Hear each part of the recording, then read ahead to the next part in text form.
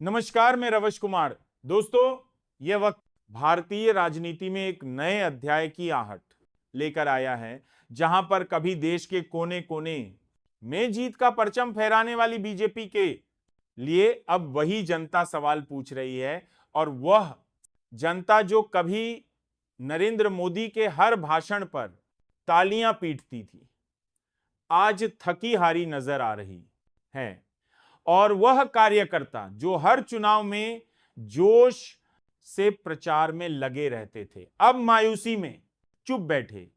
इसलिए जरा सोचिए, साल 2014 से 2019 तक कैसे एक के बाद एक राज्य बीजेपी की झोली में आते रहे कांग्रेस मुक्त भारत का नारा दिया गया, फिर धीरे धीरे वक्त बदला और फिर विधानसभा चुनावों में हार की झड़ी लग गई, जहां पर कर्नाटक, राजस्थान, छत्तीसगढ़, मध्य प्रदेश, महाराष्ट्र सियासी नक्शा बदलने लगा। जो दल जीत के अश्वमेध यज्ञ पर सवार था, अब खुद को नई रणनीति खोजता हुआ पा रहा है। जहां पर लोग कह रहे हैं अच्छे दिन आए या नहीं आए ये तो पता नहीं, पर बीजेपी के बुरे दिन जरूर शुरू हो गए, क्योंकि जनता महंगाई से तंग आ चुकी है, रोजगार के वादे अधूरे हैं, बेरोजगारी दर ऐतिहासिक स्तर पर पहुंच गई, सरकारी संस्थाओं पर भरोसा उठ लगा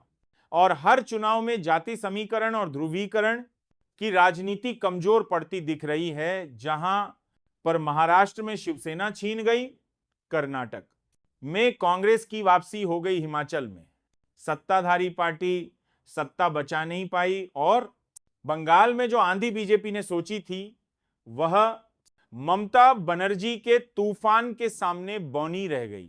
इसलिए गांवों में किसानों की नाराजगी है, युवाओं के चेहरे पर गुस्सा है, छोटे व्यापारी नोटबंदी और जीएसटी से उबर नहीं पाए, बात बात बात पर 400 सीट की हां लगाने वाला नेतृत्व अब खामोश नजर आने लगा है। और इधर विपक्षी खेमे में भी हलचल है। कभी बिखरे हुए दल अब समझने लगे हैं कि अगर बीजेपी को रोकना है तो ईगो छोड़कर साथ आना पड़ेगा। इसीलिए आज विपक्ष की यही रणनीति बीजेपी के लिए बुरे दिन का सबब बनती दिख रही है।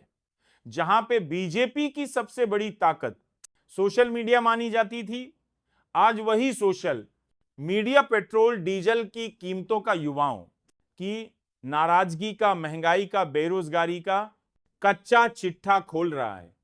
और वायरल मीम्स और आलोचनात्मक पोस्ट पार्टी की छवि पर असर डाल रही हैं और कई राज्यों में जमीनी कार्यकर्ता हतोत्साहित हैं और वे पूछ रहे हैं हमने कितनी मेहनत की, कितनी उम्मीदें बांधी थी। अब जनता जवाब मांग रही है। हम क्या बोले, पार्टी के भीतर भी असंतोष की फुसफुसाहटें हैं, मगर कैमरे के सामने कोई बोलने की हिम्मत नहीं करता। जहां पे 2024 के चुनाव के बाद गठबंधन सरकार की चर्चा तेज हुई और बीजेपी के कुछ पुराने साथी भी अब तटस्थ दिखने लगे। जो एनडीए का कुबा कभी मजबूत हुआ करता था, आज दरक रहा है। और वे कहते थे हमारे पास चुनाव जिताने की मशीनरी है, कोई हमें नहीं रोक सकता, मगर आज वही मशीनरी खरखराकर धीमी पड़ गई है और हर योजना को मास्टर स्ट्रोक कहा गया। पर जनता ने सवाल पूछा, वोटरों ने ठंडी प्रतिक्रिया दी और लोग कहते हैं हम भी विकास चाहते थे, पर यह विकास दिख क्यों नहीं रहा। हम भी रोजगार चाहते थे, पर नौकरियां हैं कहां। हम भी सस्ता गैस सिलेंडर चाहते थे, पर यहां तो कुछ सस्ता ही नहीं हो रहा। और विपक्ष अब बीजेपी पर लगातार हमला कर रहा है। तो राहुल गांधी कहते हैं अब अच्छे दिन गए, अब बुरे दिन शुरू हो गए हैं।